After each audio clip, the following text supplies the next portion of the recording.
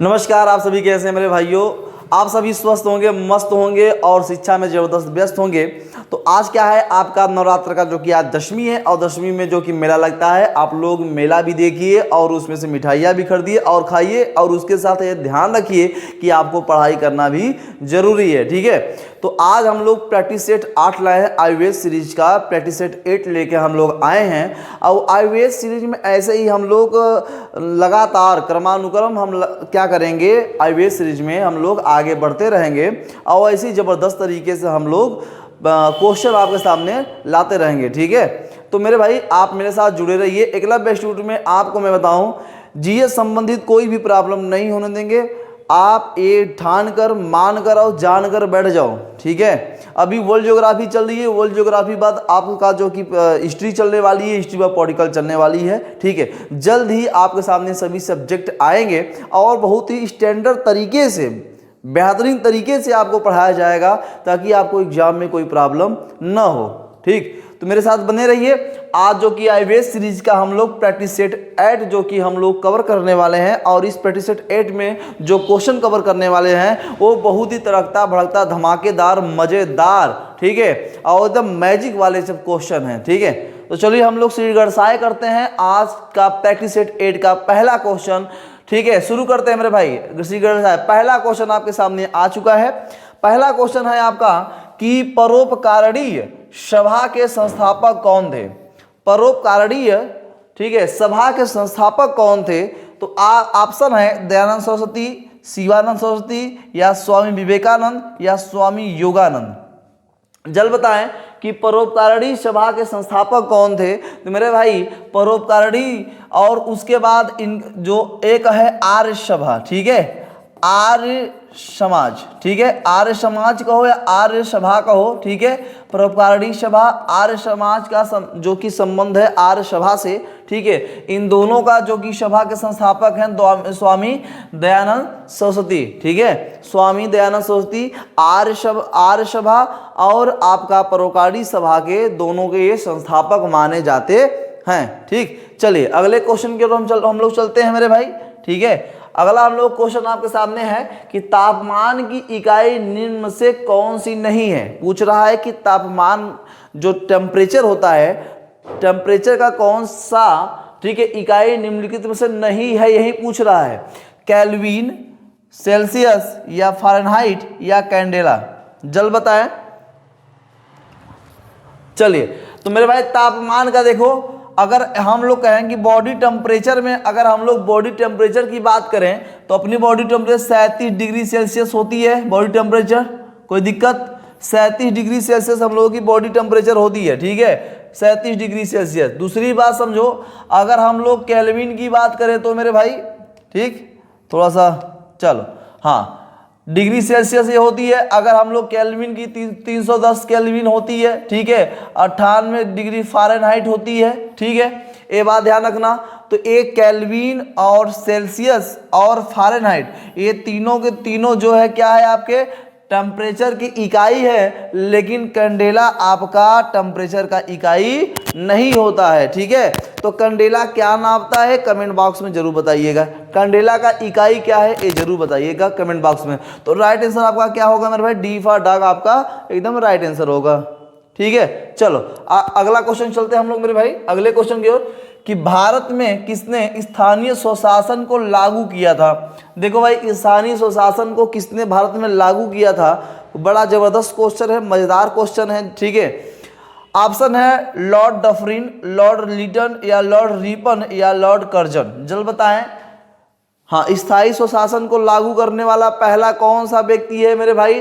तो सर कहेंगे sir Lord Ripon. कौन है, लॉर्ड रिपन जो है स्थायी स्वशासन को लागू किया था।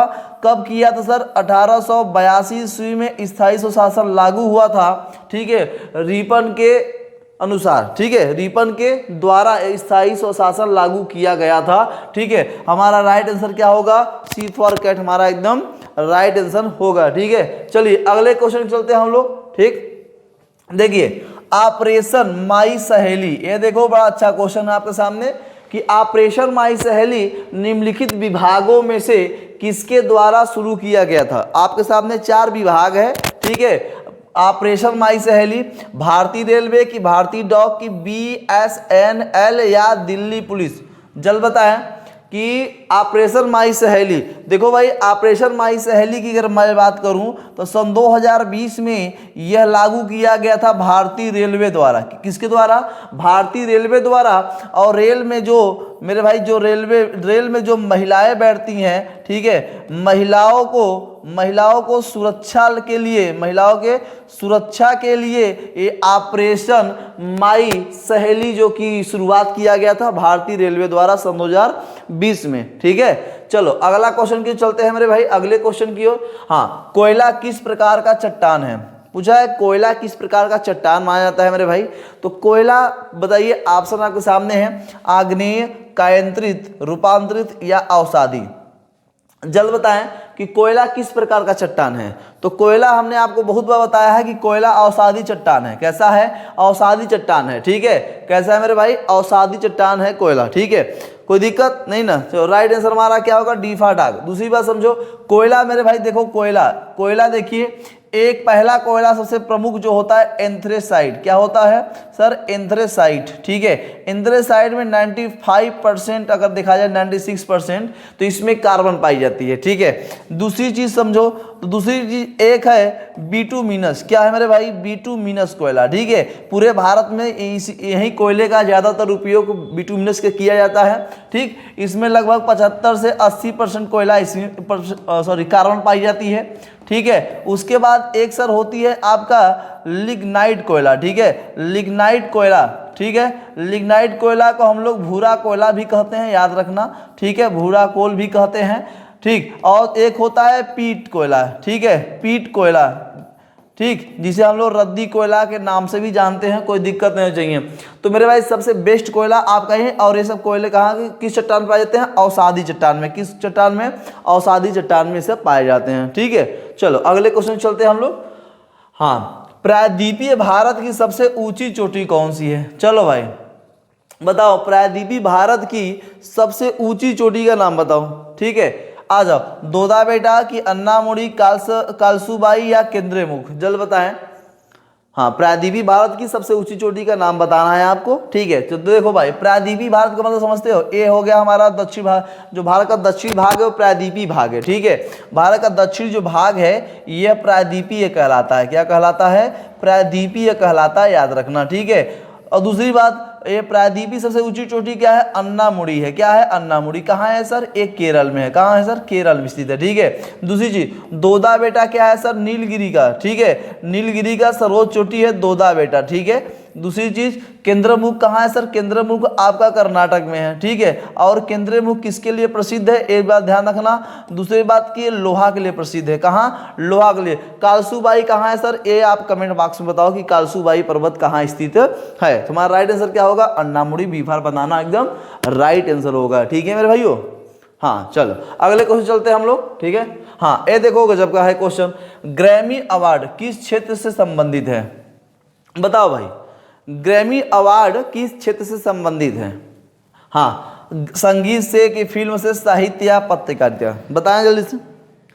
हाँ, ग्रैमी अवार्ड पूछ रहा है, तो ग्रैमी अवार्ड मेरे भाई ये संगीत से संबंधित है। किससे संबंधित है? संगीत से संबंधित है। ठीक है, तो right answer F R F पर राइट आंसर। दूसरा, फिल्म अगर कहा जाए तो ए होगा आपका दादा साहब। ठीक है, दादा साहब फाल्के पुरस्कार। ठीक है, दादा साहब फाल्के पुरस्कार फिल्म क्षेत्र में दिया जाता है। और साहित्य क्षेत्र में कहा जाए सर तो ज्ञानपीठ पुरस्कार दिया जाता है। ठीक है, ज्ञानपीठ पुरस्कार दिया जाता है साहित्य क्षेत्र में। पत्रकारिता में कहा जाए तो पुलित्जर। ठीक है, पुलित्जर। ठीक है, पुलित्जर जो कि अवार्ड दिया जाता है किस क्षेत्र में सर? पत्रकारिता के क्षेत्र में। तो राइट आंसर हमारा क्या होगा? संगीत के क्षेत्र में ग्रैमी अवार्ड दिया जाता है। कोई दिक्कत नहीं। चलो अगले क्वेश्चन चलते हैं हम लोग। ठीक है, हाँ देखो गजब का क्वेश्चन आ गया है। ठीक है, विश्व की सबसे शांत सीमा के रूप में, देखो भाई ध्यान से, विश्व की सबसे शांत सीमा के रूप में विख्यात 49 डिग्री, ठीक है, समानांतर अक्षांश रेखा किन दो देशों के बीच में, यानी यहाँ पूछ रहा है कि 49 डिग्री जो रेखा है, ठीक है, वो किन दो देशों के बीच में स्थित है। हमने सभी विश्व की रेखाओं को पढ़ाया था, भारत की रेखाओं को पढ़ाया था। आप जाओ प्लेलिस्ट में, वहाँ पे आप सभी रेखाओं को देखो मेरे भाई, ठीक है, आसानी से आपको समझ में आ जाएगा। सभी मैप पे बताया हूँ, टोटली मैप पे बताया हूँ, ठीक है। तो 49 डिग्री उत्तरी तथा दक्षिण वियतनाम या संयुक्त राज्य अमेरिका, ठीक है, संयुक्त राज्य अमेरिका तथा कनाडा, ठीक है, यहाँ कनाडा लिख लो भाई, ठीक है, कोई उत्तरी तथा दक्षिण कोरिया या उपयुक्त में से कोई नहीं, ठीक है। चलो जल बताएं। हाँ देखो भाई, उत्तरी तथा दक्षिणी वियतनाम की अगर मैं बात करूं तो ये 17वीं समांतर रेखा यहाँ पे है, ठीक है, 17वीं समांतर रेखा उत्तरी तथा दक्षिणी वियतनाम के बीच में था। अब ये दोनों एक हो चुका है, ठीक है, इसलिए ये अब लुप्त हो चुकी है रेखा, ठीक है। दूसरी चीज, उत्तरी तथा दक्षिणी कोरिया के बीच में मेरे भाई 38वीं समांतर रेखा है। क्या है? 38वीं समांतर रेखा, याद रखना, 38वीं समांतर रेखा उत्तरी तथा दक्षिणी कोरिया के बीच में है। और यहाँ पर संयुक्त राज्य अमेरिका तथा कनाडा के बीच में कहा जाए मेरे भाई तो 49वीं आपका समानांतर रेखा इन दो देशों के बीच में स्थित है, ठीक है। संयुक्त राज्य अमेरिका और कनाडा के बीच में 49वीं समांतर रेखा स्थित है। राइट आंसर हमारा बीफा बनाना एकदम राइट आंसर होगा। कोई डाउट नहीं ना भाई, कोई डाउट नहीं होना चाहिए, ठीक। चलो अगले क्वेश्चन चलते हैं हम लोग। अगला क्वेश्चन हम लोग का देखो गजब का क्वेश्चन आ गया है। प्राचीन भारतीय ज्योतिष शास्त्र में, ठीक है, प्राचीन भारतीय ज्योतिष शास्त्र में निम्न से किसे एक ग्रह के रूप में मान्यता प्राप्त थी? यही पूछ रहा है ना कि देखो भाई, यम या कुबेर, बृहस्पति, सूर्य या मंगल, बताओ। प्लूटो, जुपिटर, सन या मार्स, किसको ग्रह की संज्ञा दिया गया था पहले जल्दी बताएं, ठीक है। चलो भाई, प्राचीन भारतीय ज्योतिष शास्त्र में सबसे पहले ग्रह की संज्ञा सूर्य को दिया गया था, सन को दिया गया था। किसको दिया था? सन को दिया था, ठीक है, कोई दिक्कत नहीं ना। सन को दिया गया था, सूर्य को, सूर्य देवता के रूप में लोग पूजते थे पहले, ठीक है, सूर्य देवता के रूप में पहले लोग पूजन करते थे, ठीक है, ये ज्योतिष शास्त्र में बताया गया था, ठीक है, ग्रह के रूप में मान्यता प्राप्ति से। आगे अगले क्वेश्चन चलते हैं हम लोग, ठीक है। अगला क्वेश्चन, जल प्रदूषक, देखो भाई वाटर पोल्यूशन की बात कर रहा हूं। वाटर पोल्यूशन की समस्याओं को पहचानने वाला पहला विद्वान निम्न से कौन सा था? ये पूछ रहा कि वाटर पोल्यूशन को पहचानने वाला पहला विद्वान कौन सा था? तो ऑप्शन है अरस्तु, हिप्पोक्रेट्स, प्लिनी या चार्ल्स डार्विन। जल्द बताएं। हाँ चलो देखो, वाटर पोल्यूशन को पहचानने वाला पहला विद्वान था हिप्पोक्रेट्स। कौन था? हिप्पोक्रेट्स। बी फॉर बनाना एकदम राइट आंसर है। और अरस्तु कौन था भैया मेरे? अरस्तु का बताओ। चार्ल्स डार्विन का एक कमेंट बॉक्स बताओ। देखो भाई डार्विन और अरस्तु बहुत प्रसिद्ध है, ठीक है, प्लिनी भी बहुत प्रसिद्ध है, उतना नहीं, लेकिन डार्विन और आपका अरस्तु बहुत प्रसिद्ध है, एकदम महत्वपूर्ण है सब, ठीक है। कमेंट बॉक्स में बताना मेरे भाई, ठीक है, कुछ बातें कमेंट बॉक्स में बता दे। देखो भाई आप स्किप ना किया करो, वीडियो को कंटिन्यूटी देखा करो, जब देखोगे तभी मजा आएगा और तभी आपको आगामी आपको ये लाभदायक सिद्ध होने वाला है, ठीक है। पॉजिटिव रिजल्ट तभी होगा जब आप इसे पूर्ण रूप से देखोगे, ठीक है। चलिए अगले क्वेश्चन चलते हैं हम लोग, ठीक है। अगला क्वेश्चन है कि भारत निम्न से किस संगठन का सदस्य नहीं है, ठीक है। इससे पहले 7 प्रैक्टिस सेट में मैंने बताया था, ठीक है, थोड़ा सा मिस्टेक हो गया था, ठीक है, उसी क्वेश्चन को मैं रिकॉल कर दे रहा हूं कि भारत निम्न से किस संगठन का सदस्य नहीं है, यही पूछ रहा है। तो ऑप्शन है दक्षिण पूर्वी एशिया राष्ट्रीय संगठन का, कि राष्ट्रीय कुल का, कि G20 का, दक्षिण एशियाई संगठन सहयोग का, बताओ भाई। तो देखो भाई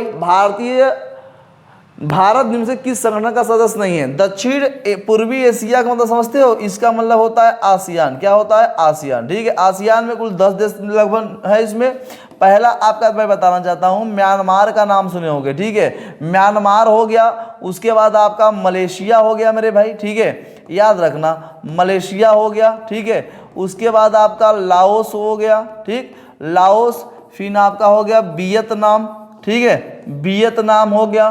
कंबोडिया हो गया, ठीक है, कंबोडिया हो गया, ठीक, कंबोडिया।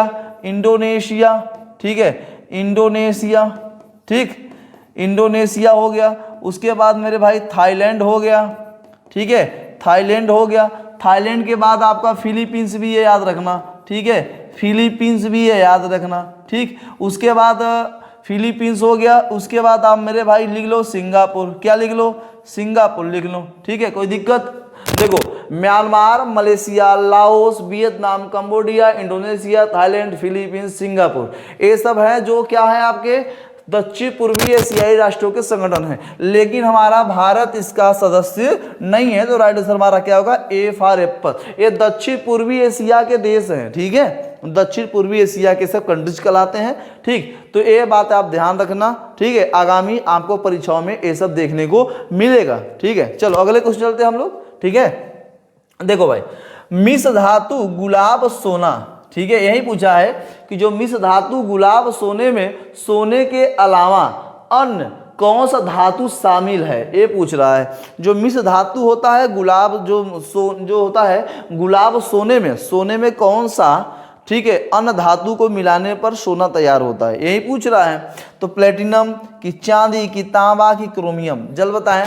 देखो भाई, हम जितने भी हमारे माता बहन जो भी पहनते हैं उसमें जो हम लोग चैन पहनते हैं, ठीक है, अंगूठी जो पहनते हैं उसमें सोने में हमेशा क्या मिला जाता है, तांबा मिला जाता है, ठीक है। और जो सोना होता है शुद्ध सोना 24 कैरेट का होता है, कितना होता है, 24 कैरेट का शुद्ध सोना होता है। और 24 कैरेट का शुद्ध सोना से हम कभी भी आभूषण नहीं बना सकते, कभी भी आभूषण उससे हम लोग नहीं बना सकते, ये बात ध्यान रखना। उसमें जब तांबा का मिश्रण होता है ना, मिश्रण के बाद तब जाकर ये 14 कैरेट का सोना बनता है, ठीक है, 14 कैरेट का, ये 14 कैरेट का जाकर क्या बनता है, सोना बनता है, तब जाकर आभूषण इससे तैयार होता है।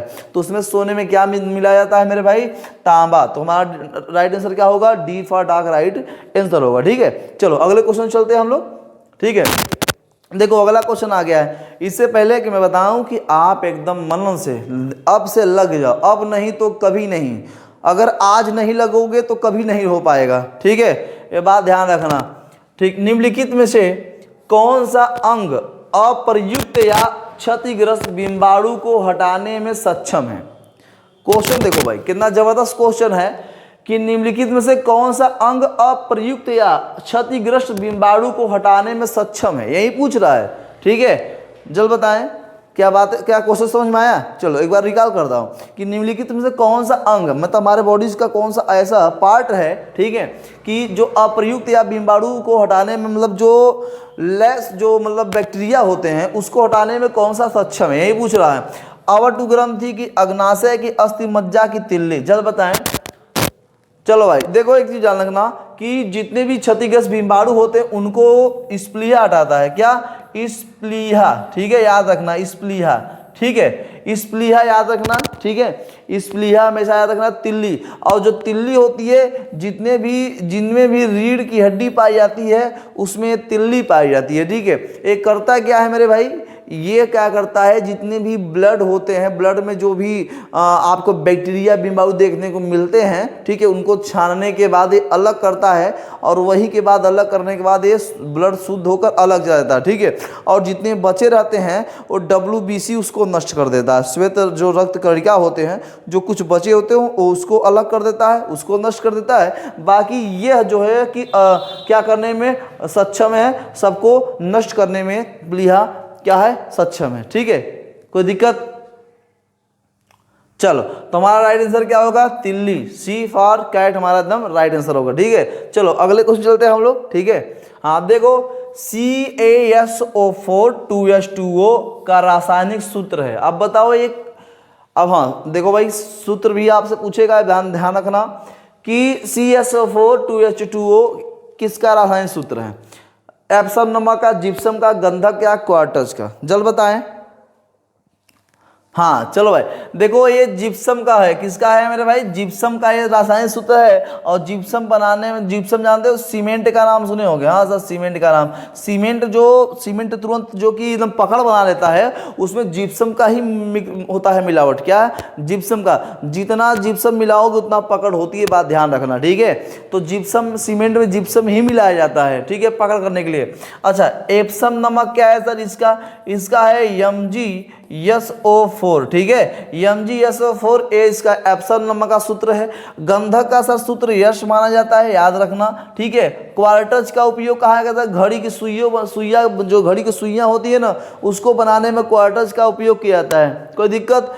नहीं सर, SiO4 इसका जो कि सूत्र है, रासायनिक सूत्र है, ये याद रखना, ठीक है। तो राइट आंसर हमारा क्या होगा, जिप्सम हमारा एकदम राइट आंसर होगा, बी फॉर बनाना, ठीक है। चलो अगले क्वेश्चन चलते हैं मेरे भाई, ठीक है। अगला क्वेश्चन हम लोग के सामने आने वाला है, ठीक। चलो, निम्नलिखित में से कौन सा बैंक भारत का सबसे पुराना सार्वजनिक क्षेत्र का बैंक है? ये देखो बड़ा सरल क्वेश्चन है। ग्रामीण क्षेत्रों में जो प्रधान होते हैं, वो प्रधान जो हमारा जॉब कार्ड होता है, मना होता है जो नरेगा के अंतर्गत, तो जब पैसा निकालने जाते हैं तो आप अक्सर देखे होंगे कहाँ पे जाते हैं, ठीक है।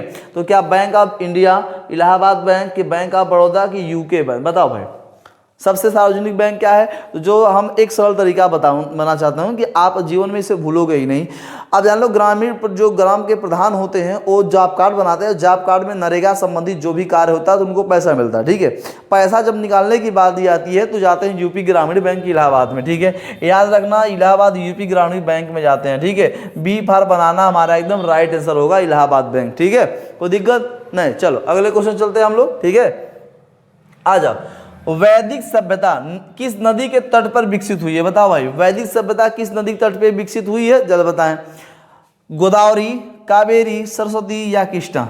बताओ भाई, वैदिक सभ्यता सरस्वती नदी के तट पर विकसित हुई है, ठीक है। किस नदी के? सरस्वती नदी के तट पर विकसित हुई है, कोई दिक्कत नहीं ना। सिंधु घाटी सभ्यता किस नदी के तट पर विकसित हुई है? एक कमेंट बॉक्स बताओ भाई, कई बार बता चुका हूँ, ठीक है। क्वेश्चन भी आपके सामने आ चुका है। तो हमारा right answer D for dog होगा, वैदिक सभ्यता सरस्वती नदी के तट पर स्थित हुई है, ठीक है।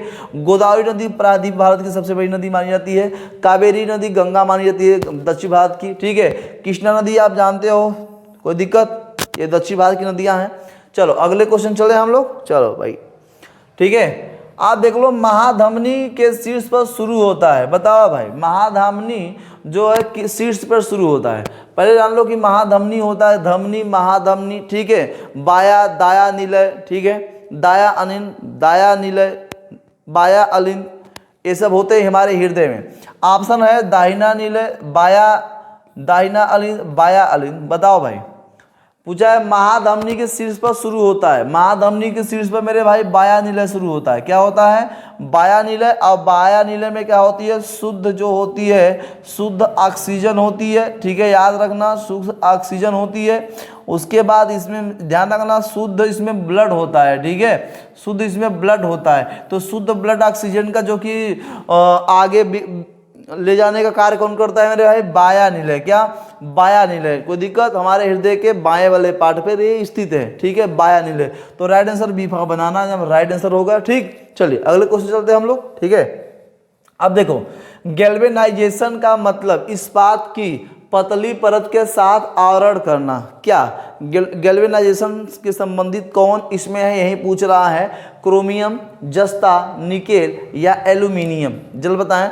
तो जब गैल्वेनाइजेशन होता है तो उसमें जस्ता का उपयोग किया जाता है। किसका उपयोग किया जाता है? जस्ते का उपयोग किया जाता है। जो लोहा होता है ना, लोहे को जंग से बचाना, वायु से जो वायु होता है, जो वायु में नमी होती है, उससे लोहे को जंग से बचाना, उस पर जस्ते का लेप लगाया जाता है। क्या लगाता है? जस्ते का लेप लगाया जाता है। और मेरे भाई उसके बाद एक बात ध्यान रखना, जो शीशा होता है, शीशे के पीछे भी जस्ते का लेप लगाया जाता है, जिससे हम चेहरे को देख सकते हैं आसानी से, ठीक है। कोई दिक्कत? तो जस्ते का लेप लगा देने पर लोहे पे यही उस पे क्या होती है? जंग नहीं लगती है। और जब जंग नहीं लगेगी तो चीज़ खराब होने वाला नहीं है, ठीक है। आप देखे होंगे कि जब आप घर बनाते हो तो उसमें गाटर होता है। घर में पटिए वाले जो घर बनाओगे, खिड़की को पहले प्राइमर करते हो ना। प्राइमर करते हो क्यों? जंग से बचाने के लिए। जस्ते का लेप, उसमें जस्ता होता है, जंग से बच जाता है, ठीक है, याद रखना। तो राइट आंसर बीवा बनाना एकदम राइट आंसर है। चलिए अगले क्वेश्चन चलते हैं हम लोग, ठीक। देख लो, ऑस्ट्रेलिया के एकमात्र द्वीपीय राज्य का नाम बताइए। बताओ भाई, ऑस्ट्रेलिया का एकमात्र द्वीपीय राज्य कौन सा है?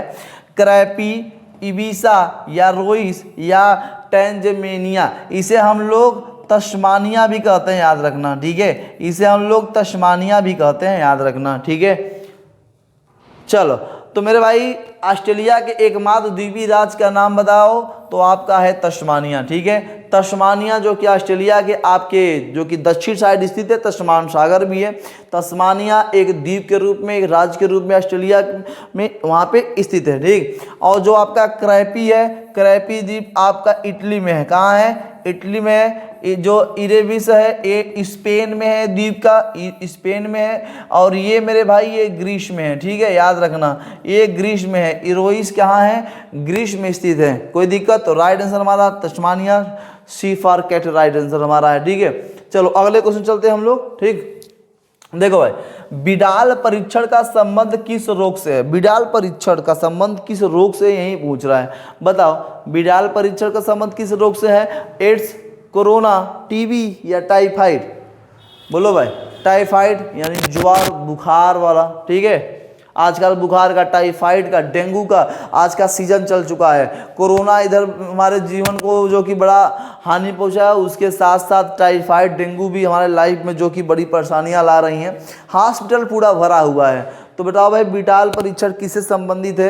तो बिडाल परीक्षण किससे संबंधित है? टाइफाइड से। किससे संबंधित है? टाइफाइड से। जब 4 से 6 दिन 8 दिन आपको लगातार बुखार आ जाएगी तो होता है बिडाल परीक्षण होता है, और बिडाल परीक्षण होगा तो आपको होगी टाइफाइड, ठीक है। जब टाइफाइड होगी तो उससे क्या होगी? आपको बड़ा बुखार पहुंचेगा और 2-4 दिन बाद मस्तिष्क ज्वर हो जाएगा, और अगर सही इलाज नहीं हुआ तो ऊपर चले जाएंगे, ठीक है। ऊपर जाना निश्चित हो गया है, ठीक। तो बिडाल परीक्षण का संबंध किससे है? टाइफाइड से, तपे, ठीक है, और सॉरी बुखार से। चलो अगले क्वेश्चन चलते हैं हम लोग, ठीक है। अगला क्वेश्चन, बंगाल में द्वैध शासन की स्थापना किसने की थी? बताओ भाई, बंगाल में द्वैध शासन की स्थापना किसने की थी? द्वैध शासन की स्थापना पूछ रहा है बंगाल में। हाँ, ऑप्शन है वाटसन, डुप्ले, क्लायू या मुनरो। बताओ, वाटसन, डुप्ले, क्लायू या मुनरो। हाँ, बंगाल में द्वैध शासन किसने चलाया था? तो बंगाल में द्वैध शासन रॉबर्ट क्लायू ने चलाया था। किसने? रॉबर्ट क्लायू ने चलाया था। 1765 में रॉबर्ट क्लायू ने बंगाल में द्वैध शासन चलाया था, ठीक है। और जो राज्यों का विभाजन किया था, दीवानी के तौर पे राज्यों का जो कि विभाजित किया था रॉबर्ट क्लायू ने, तो बंगाल में द्वैध शासन चलाने का रॉबर्ट क्लायू 1765, ठीक है। राइट आंसर हमारा डी फॉर डॉग, एकदम राइट आंसर, ठीक है। चलो अगले क्वेश्चन चलते हैं हम लोग, ठीक। आ जाओ भाई, देखो निम्नलिखित में से कौन ब्रिक्स समिट, ब्रिक्स शिखर सम्मेलन का सदस्य नहीं है? यही पूछ रहा है कि ब्रिक्स का कौन सा सदस्य नहीं है, ठीक है। कौन सा सदस्य ब्रिक्स का नहीं है पूछ रहा है। तो सबसे पहले जानो मेरे भाई, ब्रिक्स का जो कि स्थापना सन 2006 में हुआ था। जून सन 2006 में इसकी स्थापना हुआ था। ये बात ध्यान रखना, ठीक है। ये बात याद रखना कि जून सन 2006 में ब्रिक्स की स्थापना हुआ था, ठीक है। और उस समय मेरे भाई ब्रिक्स में कुल लगभग 5 देश हैं, ठीक है। 5 देश इसमें शामिल हैं, ठीक है। पहले इसमें जब स्थापना हुआ था तो कुल 4 देश थे। अब जब उसके बाद सन 2010 में कुल मिलाकर 5 देश हो गए थे। तो दल बताया कि कौन सा सदस्य नहीं है। तो मेरे भाई आप बात ध्यान रखना कि जो ब्रिक्स शिखर सम्मेलन है, ब्रिक्स में जो सदस्य नहीं है वो है अपना बांग्लादेश। क्या है? बांग्लादेश, ठीक है। ये ब्रिक्स का सदस्य नहीं है। बाकी आपका ब्रिक्स का जो सदस्य है आपका ब्राज़ील है, याद रखना ब्राज़ील है, ठीक है। पहले ब्राज़ील, दूसरा रूस है, ठीक। और आपका तीसरा चीन है, ठीक है। चौथा आपका भारत है, कोई दिक्कत नहीं। पांचवा आपका हो गया मेरे भाई, जैसे हम लोग कहते हैं दक्षिण अफ्रीका, ठीक है। दक्षिण अफ्रीका का नाम देंगे। और एक बात ध्यान रखना कि पहले जो ब्रिक्स लिखा है, ठीक है, ये पहले जो ब्रिक्स लिखा है पहले सन 2006 तक, ये सन 2006 तक केवल ये ब्रिक था, ठीक है, ब्रिक था, ठीक। ब्राज़ील हो गया, रूस हो गया, इंडिया और चाइना, ठीक है। लेकिन सन 2010 की मैं बात करूं तो इसमें ये मिलाकर पूरा हो गया ब्रिक्स, यानी साउथ अफ्रीका भी इसमें जुड़ा। तो सन 2010 में ब्रिक्स का नाम रख दिया गया, ब्रिक्स का नाम रख दिया गया। तो बांग्लादेश इसमें हमारा सदस्य ब्रिक्स का नहीं है। बाकी आपको बाकी सभी को बता दिया है, ठीक है। तो चलो अगले क्वेश्चन चलते हैं हम लोग। अगला हम लोग का क्वेश्चन होगा मेरे भाई, ठीक है, आ जाओ, चलो, ठीक है। बांग्लादेश से लगने वाले भारत का सबसे बड़ा राज्य कौन सा है? बताओ, बांग्लादेश के लगने वाले भारत का सबसे बड़ा राज्य कौन सा है? यही पूछ रहा है कि कितने राज्य। देखो भाई हमने सभी बता दिया था आपसे। तो देखो पश्चिम बंगाल की, असम की, त्रिपुरा की, सिक्किम, जल्द बताएं। हाँ चल, समझ में आया? तो देखो भाई बांग्लादेश से लगने वाले राज्य, ठीक है। अब देख लो, पहला आपका मैं बताना चाहता हूं कि असम, ठीक है, असम, मेघालय, ठीक है, असम, मेघालय, और तीसरा हो गया आपका त्रिपुरा, ठीक है, त्रिपुरा। उसके बाद आपका पश्चिम बंगाल, ठीक है, पश्चिम बंगाल। उसके बाद आपका मिजोरम, ठीक है, आ जाओ मिजोरम। तो अब इतने राज्य लगते हैं बांग्लादेश से, ठीक, बांग्लादेश से। तो सबसे ज़्यादा कौन सा लगता है बांग्लादेश से? तो मैं बताऊं आपको, पश्चिम बंगाल। कौन? पश्चिम बंगाल सबसे अधिक बांग्लादेश के साथ सीमा बनाता है, और बांग्लादेश भारत के साथ सबसे अधिक सर्वाधिक सीमा बनाता है, ठीक है। और असम के साथ केवल मेघालय ही सीमा बनाता है, केवल मेघालय ही सीमा बनाता है, और पश्चिम बंगाल के साथ केवल सिक्किम ही सीमा बनाता है। क्या बात समझ में आया कि नहीं? देखो फिर से निकाल कर दे रहा हूं। सबसे अधिक बांग्लादेश साथ पश्चिम बंगाल बनाता है। तो भारत के साथ सर्वाधिक सीमा कौन सा देश बनाता है? तो कहेंगे सर बांग्लादेश बनाता है, ठीक है। असम के साथ मात्र एक राज्य सीमा बनाता है, कौन सा? मेघालय हो गया। पश्चिम बंगाल के साथ एक राज्य सीमा बनाता है, कौन सा? आपका सिक्किम हो गया, ठीक है। तुम्हारा राइट आंसर क्या हुआ? एफ आर एफ एकदम राइट आंसर हुआ, ठीक है। चलो अगले क्वेश्चन चलते हैं हम लोग मेरे भाई। अगला क्वेश्चन है कि भारत की आर्थिक राजधानी किसे कहा जाता है? बताओ भाई, भारत की आर्थिक राजधानी किसे कहा जाता है? तो ये तो एकदम राइट आंसर हमारा मुंबई होगा। क्या होगा? मुंबई से भारत की आर्थिक राजधानी, रात का राज्य कहा जाता है, नाइट राज्य, स्टेट भी कहा जाता है, ठीक है। यहाँ पे 24 घंटा सब जागते रहते हैं, कोई यहाँ सोने वाला दिखता ही नहीं, क्योंकि बड़ा बिजी शहर है, बिजी स्टेट है, जान लो एकदम, ठीक है। तो आर्थिक राज्य के नाम से जाता है, श्रुति राज्य के नाम से भी इसे हम लोग जानते हैं, ठीक। चलो अगले क्वेश्चन चलते हैं हम लोग, ठीक है। अगला हम लोगों का क्वेश्चन होगा मेरे भाई, ठीक, चलो थोड़ा सा, चलो ठीक है। अब देखो स्टैगफ्लेशन, स्टैगफ्लेशन शब्द का अर्थ है, बताओ है स्टैगफ्लेशन का शब्द का अर्थ क्या होता है? यही पूछ रहा है। मुद्रा के प्रचलन की कमी हो जाने के कीमतों को गिरावट, या उत्पादन में कमी का रोजगार में गिरावट, या उच्च बेरोजगारी तथा उपभोक्ता मांग में अंतर होने के साथ साथ उच्च स्फीति दर, या उपयुक्त में से कोई नहीं। जब बताएं कि स्टैगफ्लेशन होता क्या है? जब जान लो कि जब भारत में मुद्रास्फीति होती है, तो जब मुद्रास्फीति होती है तो एक चीज़ और सुनो कि जब मुद्रा परिवर्तन होता है, जब मुद्राएं बंद होती हैं तो उसे विमुद्रीकरण कहा जाता है। क्या कहता है? विमुद्रीकरण होता है। इसमें क्या होता है? रीढ़ी को बड़ा लाभ होता है, रीढ़ी को बड़ा लाभ होता है, यह ध्यान रखना, ठीक है। तो स्टैगफ्लेशन का मतलब ये होता है कि जब मेरे भाई आप मुद्रा को जब बंद करोगे, तो मुद्रा को बंद करोगे तो महंगाई बढ़ेगी, उसके साथ साथ क्या होगी मेरे भाई? उसके साथ साथ जब मुद्राओं को बंद करोगे तो महंगाई तो बढ़ेगी, मुद्रास्फीति होगी। मुद्रास्फीति का मतलब महंगाई बढ़ना, ठीक है, महंगाई बढ़ना, ठीक है। महंगाई बढ़ने के साथ साथ तंगी भी तो होंगे, आप कमजोर भी तो होगा मेरा आर्थिक। तो एक चीज ध्यान रखना कि उच्च बेरोजगारी होगी, ये बात ध्यान रखना जब स्टैगफ्लेशन होगा। उपभोक्ता मांग में अंतर न होने के साथ साथ उच्च स्फीति दर भी होगी, ठीक है। महंगाई भी होगी, उच्च बेरोजगारी भी होगी, तंगी भी होगी, ये बात ध्यान रखना। तो स्टैगफ्लेशन का अर्थ होता है सीफा कैट, हमारा एकदम राइट आंसर होगा, ठीक। चलो अगले क्वेश्चन चलते हैं हम लोग, ठीक है। सम्राट अकबर द्वारा निम्नलिखित में से किसको जरी कमल की उपाधि प्रदान की थी? बताओ भाई, जरी कमल की उपाधि किसको प्रदान की थी? द ग्रेट अकबर ने, ठीक है। 1556 से लेकर 1605 तक इसका जो कि शासन चला था, ये हुमायूं की गद्दी पे बैठने वाला शासक था, और जो कि अनपढ़ था, ठीक है, लेकिन तब भी ग्रेट कहलाया। क्यों ग्रेट कहलाया? क्योंकि इसने अच्छे अच्छे कार्य किए, ठीक है, और बड़े लगन के साथ किए। तो देखो भाई, जरी कमल की उपाधि किसको दिया था? तो मोहम्मद हुसैन को। किसको दिया था? मोहम्मद हुसैन को जरी कमल की उपाधि दिया था, याद रखना। सी फार कैट राइज आंसर। दूसरी बात, अब्दुल रसमद है, ठीक है, अब्दुल समद है, इसको इसने दिया था सीरी कमल की उपाधि। किसको दिया था? सीरी कमल की उपाधि दिया था, ठीक है। सीरी कमल की उपाधि अब्दुल रसमद को दिया था, और जड़ी कमल की उपाधि मोहम्मद हुसैन को दिया था। किसने? अकबर ने। तीसरा चीज सुनो, हरि विजय नाम सुने होंगे आप लोग, ठीक है। थोड़ा सा मैं बताऊं कि अकबर ने किसको क्या क्या उपाधि दिया था। तो एक का नाम था मेरे भाई हरि विजय सिंह सूरी का नाम सुने होंगे।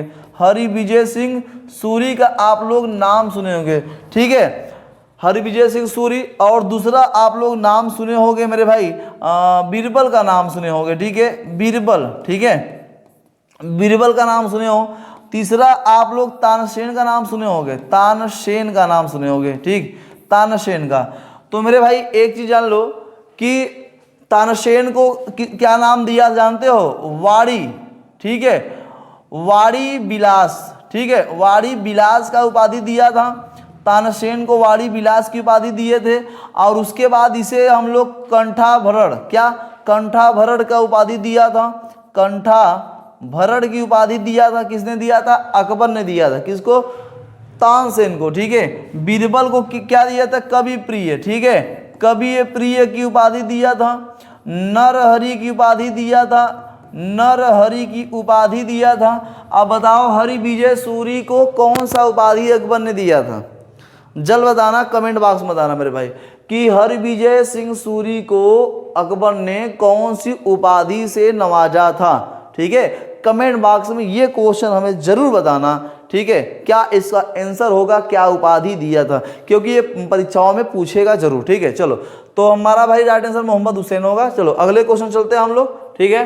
हाँ, स्वतंत्रता के अधिकार की गारंटी निम्नलिखित में से किसको के द्वारा दी गई थी? निम्नलिखित में से के द्वारा दी गई थी, यही पूछ रहा है। अनुच्छेद 17, अनुच्छेद 18, अनुच्छेद 20 या अनुच्छेद 19?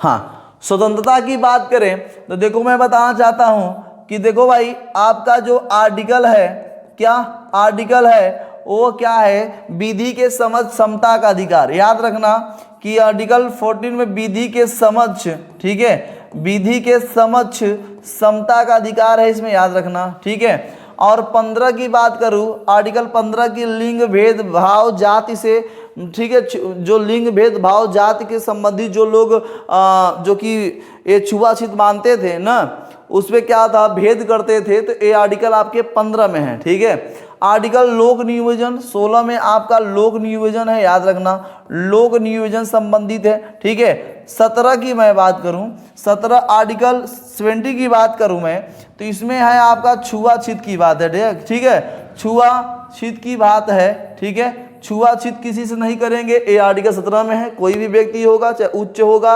या नीचे जाति की होगी, कोई किसी से छुआछूत नहीं करेगा, ठीक। 18 की मैं अगर बात करूं मेरे भाई, इसमें उपाधियों का अंत हो गया है, ये बात ध्यान रखना। जैसे पहले क्या हुआ था, पहले राजा महाराजा अपने से उपाधि ले लेते थे, ठीक है, लाख बख्श की उपाधि, ठीक है, मोहम्मद की उपाधि, शेर खान की उपाधि, कोई दिक्कत नहीं ना भाई। हाँ, तो बहुत सी उपाधियां आपने, तो वो चीज खत्म कर दी। आप उपाधि आपको सरकार देगी या अच्छे काम के लिए सरकार देता है, ठीक है। दूसरी बात, अनुच्छेद 19 में हमारा स्वतंत्रता संबंधित है, ठीक है। राइट आंसर हमारा क्या होगा? सी हमारा एकदम राइट आंसर होगा, आर्टिकल 19। 20 में क्या होगा मेरे भाई? दोष सिद्धि का अधिकार है, क्या है? दोष सिद्धि का अधिकार है, याद रखना, ठीक है। दोष सिद्धि का अधिकार है, आर्टिकल हमारा 20 में है। तो राइट आंसर हमारा एकदम सी फॉर कैट, राइट आंसर होगा अनुच्छेद 19, ठीक है। चलो अगले क्वेश्चन चलते हैं हम लोग। देखो भाई आ गया, ठीक है। कपास का रेशा पौधे से प्राप्त होता है, बताओ भाई। कपास का, कपास यानी रुई, कपास यानी रुई जिसे हम लोग कहते हैं, ठीक है, मखमली वाला रुई जिसे हम लोग बैठते हैं, ठीक है। आ जाओ, कपास का रेशा पौधे से प्राप्त होता है, तने से प्राप्त, कि जड़ से, कि फल से, कि पत्तों से? बताओ बताओ, कपास के जो कपास का रेशा होता है किससे प्राप्त होता है? देखो भाई, जब जैसे मानो ये पेड़ है कपास का और इसमें फूल लगा हुआ है, तो इसमें जिसके अंदर जो होगा मेरे भाई तो ये फल होगा। और ये भाई मेरे भैया कपास का जो रेशा होता है वो फल से प्राप्त होता है। किससे होता है? फल से प्राप्त होता है। अब देखे होगे जो कपास का पौधा होता है उसमें फल होते हैं, फल को तोड़ने के बाद से निकाली जाती है रेशा, ठीक है।